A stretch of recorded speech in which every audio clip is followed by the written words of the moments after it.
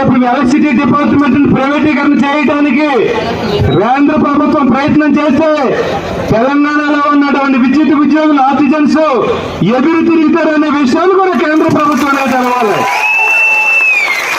ఆ రకంగా మనం ముందుకు పోవడానికి మీరు అందరూ కూడా సిద్ధంగా ఉండాలని చెప్పి మీ దృష్టికి తీసుకొస్తూ ఇప్పుడు కొంచెం సేపు స్లోగన్ షౌటింగ్ ఉంటుంది. స్లోగన్ షౌట్ అలిసిపోవద్దు, మీరు ఎవరైనా స్లోగన్స్ ఇస్తారని చెప్పేసి తెలియజేస్తూ ఇప్పుడు చంద్రారెడ్డి గారు ఎక్కడున్నా స్లోగన్స్ ఇవ్వండి. కన్వీనర్, చైర్మన్, కన్వీనర్ మరియు తోటి జేఏసీ కమిటీ సభ్యులు, నా తోటి ఆర్టిజన్ మిత్రులు, అక్కలు, అన్నలు అందరికీ ఉద్యమాభివందనాలు తెలియజేస్తా ఉన్నాను. ఈ రోజు మనమందరం ఎందుకు వచ్చాము? డ్యూటీలు లేక పని లేక వచ్చామా అంటే మనల్ని గత ప్రభుత్వము మీ అందరినీ పర్మనెంట్ చేస్తానని ఈ రాష్ట్ర ముఖ్యమంత్రి వర్యులైనటువంటి ఉద్యమ నాయకుడు కేసీఆర్ గారు ఇచ్చిన మాట సగంలోనే నెరవేరింది కాబట్టి పూర్తి పర్మనెంట్ చేసుకునేంత వరకు మన పోరాటాన్ని కొనసాగించడానికి వచ్చినాం. ఇప్పటి వరకు అన్ని సంఘాలలో ఉన్న కార్మిక వర్గానికి రిక్వెస్ట్ చేస్తా ఉన్నాం, మీ సంఘాన్ని, మీ నాయకుడిని అడగండి, నా సమస్యను పరిష్కారం కోసం పోరాటానికి వస్తావా రావా? రాకుంటే నువ్వు వద్దు, నీ సంఘము వద్దు అని అక్కడ బొంద పెట్టి రావాల్సిన అవసరం ఉంది. ఎందుకంటే కాలే కడుపుతోటి ఈరోజు సగం కడుపుతోటి ఉన్న ఆర్టిజన్ ఉద్యోగుల కోసం ఎవ్వరూ మాట్లాడడానికి ముందుకు రావడం లేదు.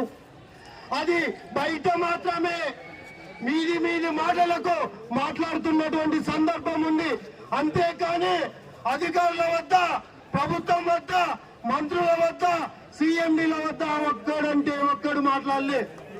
ఎందుకోసం ఇంకా మనం ఎందుకోసం ఆ సంఘాలలో కొనసాగాలని ఈ సందర్భంగా మీ అందరికీ విజ్ఞప్తి చేస్తా ఉన్నాను.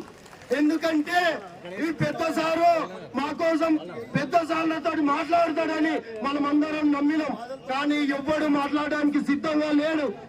కానీ ఇక్కడ వజీ సారు, ఈశ్వరరావు సారు మనందరి కడుపులను అంటే కాలే కడుపులను గుర్తించారు కాబట్టి ఈరోజు జేఏసీగా ఏర్పడడం. ఇది కాలే కడుపు ఆకలి కేకల నుంచి పుట్టిన ఉద్యమం. ఇది మరో తుఫాను, తెలంగాణలో పుట్టిన తుఫాను ఎల్లో అలర్ట్ గా మొదలైంది. ఈ రోజు ఎల్లో అలర్ట్, ఆరెంజ్ అలర్ట్ వచ్చేలోపే మీరందరూ మా అందరినీ పర్మనెంట్ చేయాలి. అది కనుక దాటిందంటే రెడ్ అలర్ట్ వస్తుంది.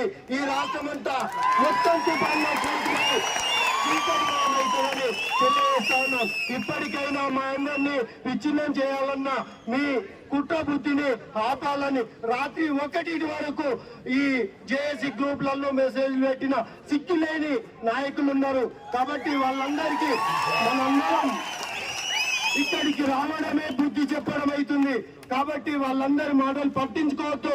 భవిష్యత్తులో జేఏసీ ఇచ్చే పిలుపుకు మీరందరూ కదిలి రావాలని తెలియజేస్తూ ఈ అవకాశం ఇచ్చే మీ అందరికీ ధన్యవాదాలు.